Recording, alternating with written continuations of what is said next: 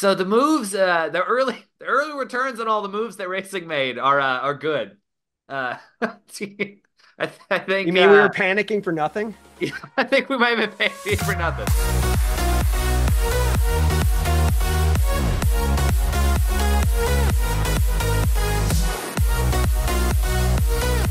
Welcome to the Almost Morados podcast on the State of Louisville podcast network. I'm Zach. And I'm Benton. I was gonna do the spiel again, and I wimped out. Well, Zach, we had a weird weekend to talk about. Um, only 3 points were accumulated of the two matches played, Yeah. and Yeah, I had a pretty funny. uh, So I turned notifications off on my phone because I knew I wasn't gonna be able to watch the Louisville City game. Uh, so I wanted to watch the Racing game uninterrupted and then check in on the Louisville City game afterward. And we got the spoilers, I guess. If we got the Racing win, and I was excited. In my head, I was already coming up with what we were going to do on the pod this week with 6 points and both teams firing on all cylinders.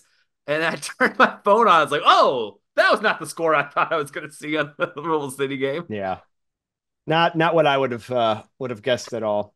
So It looks like it was a weird one. Ben, what happened in that Louisville City game? yeah, it was a divide and conquer weekend. I was on Louisville City duty. I was doing the radio broadcast with Jeff Milby, and it was unique, unique for sure. The match started out like very like normal first 20 some odd minutes. It was Louisville City. I wrote this in my piece, like Louisville City doing Louisville City things. Like they were pretty much controlling the match. Hartford was hadn't registered any shots. Louisville City had found six. It was more like you felt a goal was coming like from Louisville City. It was kind of what you would, it's Hartford. They're 11th place in the East. Like it was going how it should have been going. And I want to shout out the USL broadcast for this when they made this a lot harder than it should have been because it was the what Because the none of what happened was on camera. none of it was on camera. Um, so it's looking at the goal. I guess there's like a miss, like Hartford like took a shot at goal and missed or something like that, or something weird. And then they go, hold on. They kind of pivot back to midfield, and you see him putting away the red card after showing it to Adrian Perez. You're like, what's going on? So since you didn't get to watch it live, and if you watch the recaps, you won't see this. But when he was walking off the field, he was doing this little hand gesture thing about like talking, So I'm like, he maybe he got carded for saying something, or I don't know what. There was no clarity, and I guess that's kind of one of my frustrations. And it's not so much with this match, but like more the game as a whole. I wish there's just kind of more transparency and on some of these like Word particularly word on the non-standard street. issues. Word on the street is it was the sideline ref who was doing the yapping. Yeah, yeah. Yeah. I guess we'll go ahead and just talk about that. I was going to get to that at the end, but the only details that we have about the event came from Coach Cruz after the match, when he was kind of sharing what had happened. And Can I interrupt here? Coach Cruz, who also got sent off I was for getting there. double yellow. Yeah, I was getting there. Adrian's was a straight red, so he's out multiple matches. Um, he said in that encounter, Adrian was asking about the call. The ref said like what, and he's like, wait, what the fuck was the call? And then the guy's like, he's like, it said like fuck you or something like that. And then that's when the card came out. So it's I'm going to believe our players, but it is also like one side of the story. But that's the only thing we have to go off of. Like what a weird exchange, what a weird sequence to result in a card. Yeah, it would be Like nice if any of it was on video. right, like and I don't know. I'm not out there on the pitch, but I feel like shit like that's said all the time out there. So I I don't. Yeah, I mean, you wouldn't get a red card in our old man league for that. yeah no it's bizarre. It's so weird. And again, like I think one of my biggest frustrations with this at this point, like I'm accepting of what happened. I don't agree with it. And I don't think the neutral viewers agreed with it either. I think Mike Watts referred to the game as acidine at the end of the broadcast. But like, I just want some clarity. Like, what happened? Like, why was that card issued? We're Yeah, I not, would say the and the thing lack is, of we're not response going to probably find out. doesn't We're never bode going to well find for out. how serious of a thing it was.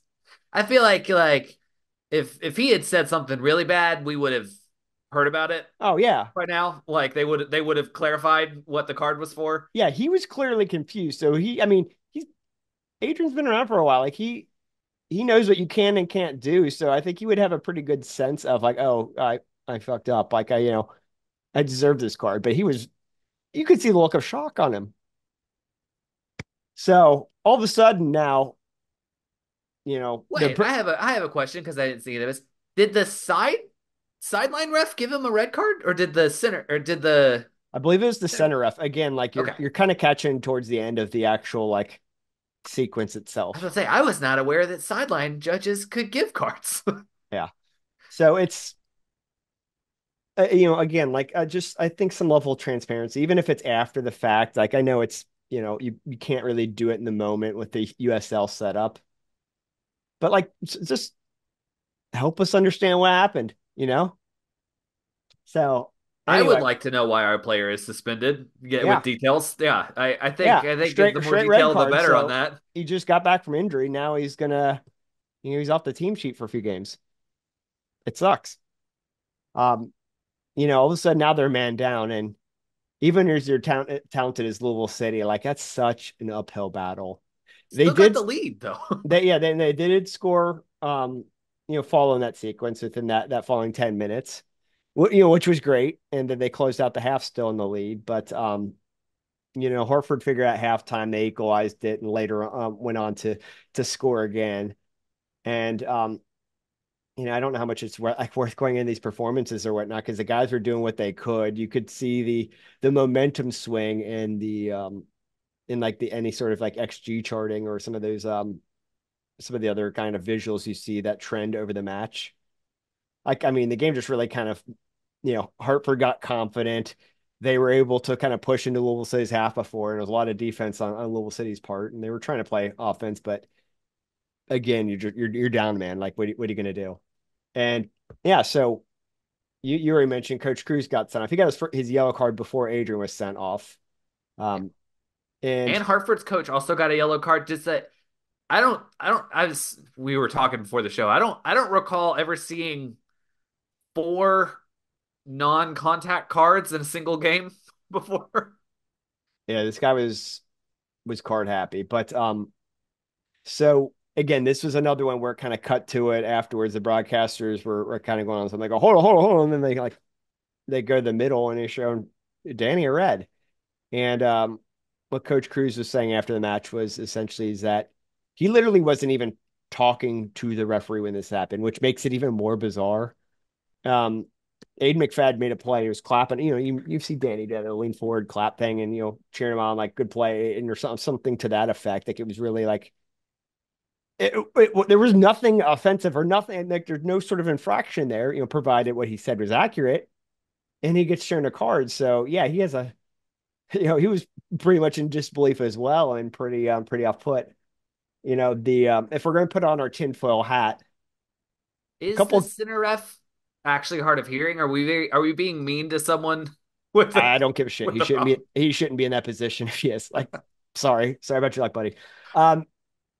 But like a few matches ago, Danny was critical of of the officiating in the league. You think this broski caught wind of that? I don't know. Like it's very bizarre. It's very weird. Do I think there's any actual conspiracy at play? No, probably not. Probably just a shitty ref. But that really just kind of derails things. No, if anything, I would think the league is probably mad at the refs over that game because, like, you Well, kind of you don't want to run runaway winner of the league. So honestly, it nah. might You be want powerhouses. It's in the league's interest to have you to do, have but they can't get powerhouses. too far ahead. Otherwise, there's no parity and You it's not don't fun for you people. don't want a weird upset loss to Hartford on questionable officiating. That doesn't make the league look good. I don't know because then the league goes out and in their power rankings they drop. Not that they matter at all. but they drop us two spots and just put like a mean comment. It's like, can you can you provide any rationale? Just literally anything for me to go off of here? I don't have to agree with it, just like literally anything. Um, and then they post their tweets, and stuff commenting about the game and really glaze over the fact that there was a fairly early-ish red card in the match. A mystery red card. Exactly. Exactly. Like, oh, Hartford gets it done at home. Fortress defend it. I can handle losing, but it really just feels like the game Did they play was not in the Brass at team's the very control. least? I did not hear it, but maybe they did. Yeah, I was fully prepared for some ironic brass bonanza, but It would be can't do great if that. this was the game they trotted it out. Now that was I think that was Hartford's very first win against Louisville City. I think we've won the majority of them, and I think there might have been a tie or two in the mix. I'm actually going to check that now. Yeah, we had 6 wins against them coming in at 2 draws. And they credit to Hartford. I have no issues with them in this match. I think we were the better team, but you're playing 2/3 of the match a man down. Makes it a bit difficult to do anything about that. You can't even look at the numbers and get much from it because again, they're playing some pretty heavy defense. But what we did saw when it was kind of things were on level footing. I mean, Louisville City was they didn't look like they missed a beat. This isn't something like this was an off game for Louisville City. Yeah, that's a weird It's one. it's frustrating. I can handle I like don't take if a lot away from this one. I don't if Adrian like did like if he goes and studs up or something gets a red card like oh that was dumb tackle and then like oh you can take that right like oh we lost like and that's not as much of an excuse like Yeah, I'd like to at your team least messed know up in some why, capacity but this at the one it's very like least. it's a mystery and based off of what we do know it seems really sketchy and inaccurate.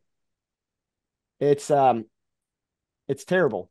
Last I talked to about the team I know in the presser afterwards, Coach Cruz was indicating that they were going to kind of go through the appeal process. But last I heard, I think they're just going to be kind of moving on from that. I would imagine It's a you would weird probably process. need it to be on video in some way to do an That's appeal. that's probably It's part of hard it. to it's hard to appeal a thing that happens completely off camera. That's probably part of it too. It's like it's a he said she said because broadcast is great. So it's like probably not worth the drama. And there's other stuff at play there. So you know, the team. I mean, we got a lot of talent in the team. Simon Bird will be on the touchline for the next match in place of Coach Cruz.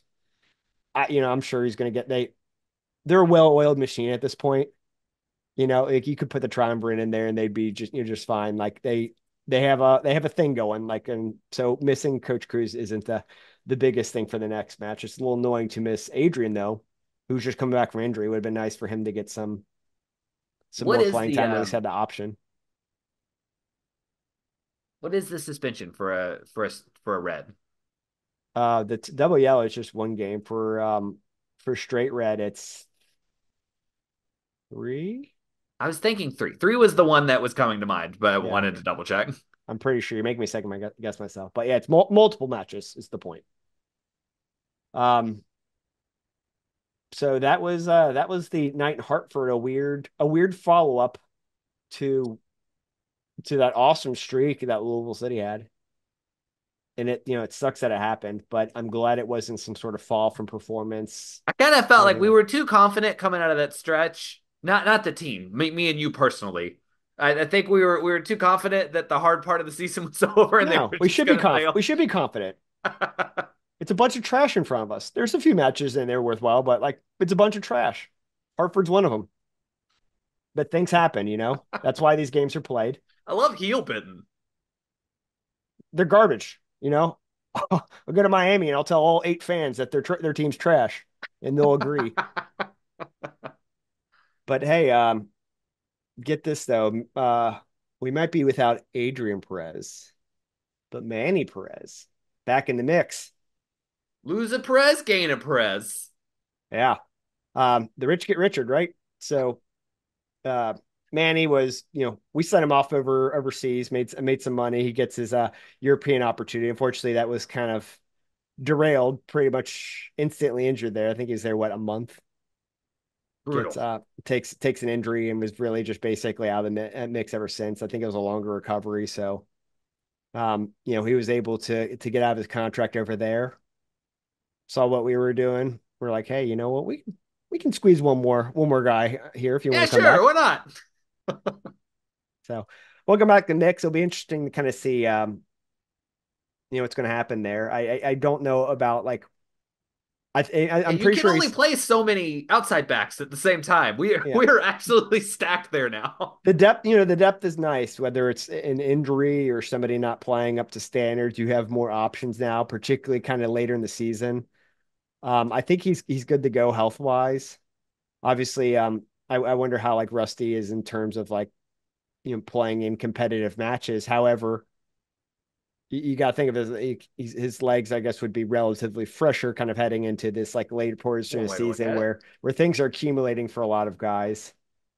Um, I'm particularly curious to see if he's going to play up the pitch at all. Like he's obviously a pretty clear cut fit for what we're doing with the team, right? Like he's gonna be he's just like Aid McFadden, like he's gonna slot in there just wonderfully. But I'm curious if he's going to do like a Jansen Wilson type of thing and maybe actually play like forward on the wings at Especially with times. with Adrian out. That's Exactly. definitely a possibility. Exactly. So Because that is the one spot where they're a little yeah, uh there I mean it's mainly injuries, but we're a little thin in the attacking wing right yeah. now. So I'm really curious to see how that pans out. But it's nice that he's been here before, so he's going to be able to get up to speed quicker. I guess my biggest concern, and it might be a nothing burger, is his match preparedness, and I don't think that will take very long to get up to speed. No. So And we're deep, so like yeah, they can just bring him on a couple minutes at it's a not a time. rush. It's not Yeah, going to be a problem. not a rush at all. So welcome back, Huge for Manny. the playoffs to have all that depth though. Yeah, yeah, does add. I feel like it adds, at least from an outside looking in perspective, it adds pressure to the team, right? Like you have all these riches, you have this abundance of talent, like you got to get the job done, right? Like there's just too much talent there for you not to win all the trophies that are available at this point. So, I mean, I've been confident in the team, but it just, when as you continually add pieces like this, like Yeah. The it just target kind of has ups the gotten ante. bigger. Oh, for sure. For sure. So, it's fun news. I'm still a little befuddled by that Hartford match. I just at this point I just want clarity. It's happened. Nobody has to agree with it. It could be wrong. I don't expect that for anything to get rescinded or whatnot, but like just let us know the other side of the story or whatever their rationale is, even if it's crappy. Like Just say what it's for. yeah, I just don't like it. I feel like you should have to say what it's for. Yeah, Anyway, just in the I don't match know. log. Maybe the team eventually goes. I don't know, and I want more of an explanation other than dissent, or whatever bullshit they're going to put in there. Like I don't know. Help I didn't me like the make cut of it his make jib. sense. Yeah. So I don't want to talk about that one anymore because it makes me upset. It was annoying and dumb. But you had a more fun time A because you much saw more fun time. the perp be very big. The so the moves, the early returns on all the moves that Racing made are good. Uh, I You think mean we were panicking for nothing? yeah, I think we might have been paying for nothing. I think maybe just shaking up the pieces on the board a little bit appears to have worked for the team. Uh yeah, 3-1 victory against Chicago, who I did not realize until like look at it. They've kind of had Chicago's number last. I think it was like they've won like 5 of the last 6 against Chicago, something like that. Hmm. Uh the team has played very well against Chicago, and that continued uh this weekend. Yeah, I mean, a nice confident win came out right out of the gate, scored in the 12th minute. Um Balser got immediately involved. I think she had the assist on that first goal. That move looks very good after one game. Yeah. Uh, um, and then I think Chicago had the second goal, but it was one of those Racing was consistently attacking and controlling the game. So even after it was tied up for a little bit, it never really felt in doubt, especially since they scored 2 minutes later. uh, and yeah, I mean, so Balser started, so we Mhm. got to see her right away, and then Becky checked in the 69th minute, and I think she looked pretty good. Balser fit right in right off the bat, so she looks like she came in ready to go. We got a goal from Fisher. I think that's her first Good. regular season goal Yep. in a while. Um, checked in the 56th minute, and Font Mom has her as the player of the match, so I think she played well.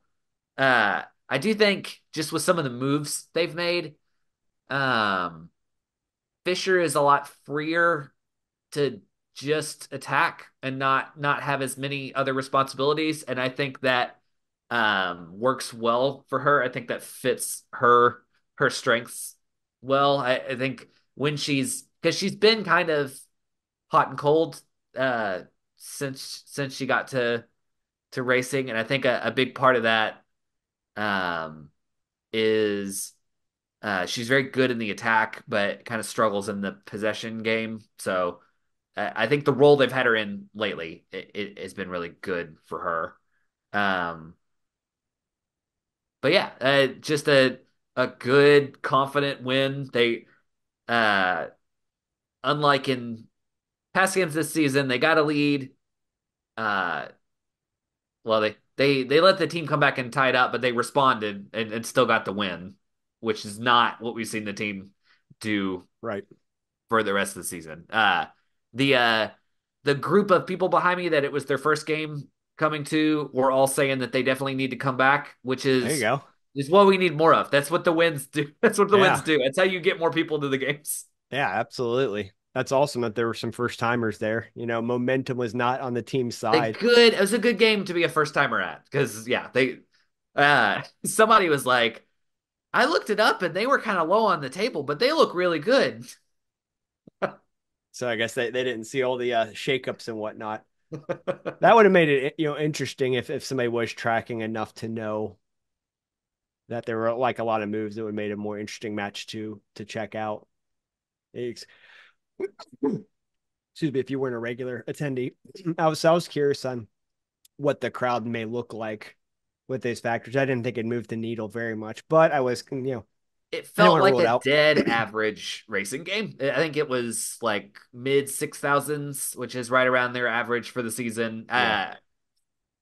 I will say it felt a little bit fuller than some of the games that I've seen the same attendance announced at this Mhm. season. The weather was really nice. That has helped. Uh, yeah, it was nice and cool. So, um, the fan zone was absolutely packed at halftime. So yeah, it wasn't a low attended game, but I would really like to see that average bump up into the eights. I Oh, think he that's wouldn't. achievable. Yeah. Like I mean, I'd like to see it above 10, but I think in the 8,000s is like a realistic like next step to Yeah. get there. And I think like more wins like that will get you there. Yeah. I do think I think there's only so much you can do off the field. and at a certain point, like you have to have the results on the field Oh, to get the absolutely. attendance Yeah, up. you got to be it's got to be fun to watch, right? Like not everybody's like, is like super going to be super bought into to soccer and they want to see something fun. They want to see some like winners. And hopefully we start to get that. I'm glad that the team got this win, but I they can't just be the one. They've got to start stringing together results. Yeah. Um it's especially results at home. Hmm. Uh I will say because we mentioned we had new people. Um Hearing people try to describe the offside rule to other people behind me is like that scene in Who Framed Roger Rabbit where he starts playing the uh I love that starts movie. playing the song trying to draw him out of hiding. I just like it takes every bone in my body to not be the reply guy and just turn around and be like there's a simpler way to describe this. Oh man, I forgot about that movie. I love that movie as a kid just because it's so And weird and every unique. time someone's like, "Well, why do they even have an offside? Why don't they just like pass it wherever they want?" It's like, "Oh, why do the receivers have to be behind the line of scrimmage in a football game?" It's like like To be fair, it we're a newer soccer market. We don't have a hockey team to compare that to, so it is a tad foreign to somebody who's not a regular makes team. the spacing better. The game gets ugly if you can just bomb it down the field every time. They'll learn. We all did. We get there. We can't alienate them. We want them to come back. Yeah. Don't scare them It's away, not like Zach. you can just be wherever you want all the time in football. Like you have to throw it forward, or you can only throw it backwards after you throw it forward. There are way more confusing American football rules. Oh yeah, no, that's The that's offside is simple compared to most of the things in football. yeah. I agree with that one. So big win for racing. But like I said before, they gotta chain together some Uh, results. But a they good beat a start. team that they are going to be competing for playoff spots against. So that's huge. Big. That's like a 6 point swing there. I saw that win puts them in playoff position already, um, Yeah, I which is was gonna pretty pull it up. pretty huge. That win took them ahead of Angel City, so they're now in Yeah. eighth. They have One that one last playoff point spot. ahead. And we're at +1 goal differential to their -9. Yeah, So there should have come to that. one very good thing about coming into this final stretch of the season is so Chicago's -1, so they're kind of close to Chicago in goal differential. But Angel City, Bay, San Diego, and Seattle are -9, -10, -6, -11. So they've got like a 7 goal Yeah. We goal got a differential lead on all of those teams. we got 4 points though that we need to catch up to Chicago. But along with Angel City being just 1 point behind us, Bay is also just 1 point behind. Yeah, San Diego's on 15 points to our but that 18. that goal differential Excuse me, 19. could be a big deal because that is the Yes. first tiebreaker. Yes. So gotta keep that number afloat, but it's hard to imagine that if it is going to matter that we're going to drop that significantly on that one. If our goal differential drops down to that -9, -10 range, Yeah, they're not that's going to not be in going to matter. contention It's not if the going to goal matter. difference. Yeah. Yeah, weird things happen. They could get blown out like 10-1 in a game and then win the I'm rest. And I'm just going to say I'm going to bet against that. yeah, So, uh, good start. Yeah, but there's still ways to go. Who's up next? The Rain, then away to Bay, they play then Seattle home next. Yeah, against Angel City. Okay, so that's yeah. very It's interesting. all teams they're in contention with. Yeah, So it's if they can go on a run here, that is huge for not giving them some impossible. space. Looking at if we're going based off of table standing and the goal differentials and whatnot, like totally not impossible. Yeah. Well, I mean, and now that they're in a playoff spot, everyone has played the same amount of games, so it is like it's in their hands now. They can just hold the spot. They don't have to. They don't have to rely on results anywhere else now. That's one thing I want is I want them to have some control over their destiny and not on decision day us having to have some weird permutation things that happen. That's not fun. I don't want to do that. But yeah, this is a good game. It's a fun game. Uh, nice uh to beat up on Chicago, which is becoming a trend, which is nice. Yeah, and hopefully it's a good momentum booster for the team. I feel like I've been just talking about that all season, and we've yet to really string much of anything together. But this is really that kind of like last push, that last opportunity to do that. And honestly, like not a bad time for that to happen. Get hot right before the playoffs, Yeah, but one step at a time. I'm suddenly feeling a little bit more optimistic about racing again. yeah. I mean, It's been being in weeks, a if not playoff months, position since does that. that. Yeah. Not just the position that they're in now, but like the looking at the schedule and then doing that like kind of that table math feels good. Yeah, they're in a good spot. That's good. So, well, Zach, normally we've done our "What are you into?" We're gonna shelve the non-soccer We're mixing it content up. We're stuff gonna we're to the gonna try to back. leave the people with some recommendations. So that's what we're gonna mix up at. So Benton, uh, what do you recommend for the people this week? What should they be watching or listening to? Um, it's what you should be playing. Oh, And Mario Golf on the Switch is a ton of fun. It is. No, it really is. It's genuinely an the Mario awesome Golf. game. All of the Mario sports games are great. They really are. But Mario Golf, like that's the go-to game for my friends. Like I'm from Northern Kentucky. All my friends are back up there. And whenever like our schedules do align, we tend to play Switch games. We hop on Discord and we play Switch, and we always seem to default to playing Mario Golf. And it's just a blast. It's just a great time. My one friend's like really good at it, so he just like kicks the crap out of us. But it's a blast. And recently, with a different group of friends, I played it with the motion controls. We usually just do it kind of the traditional style. Yeah, It's really cool, like how like precise it. But God, it's hard. It's hard doing the motion stuff. I was not used to that at all.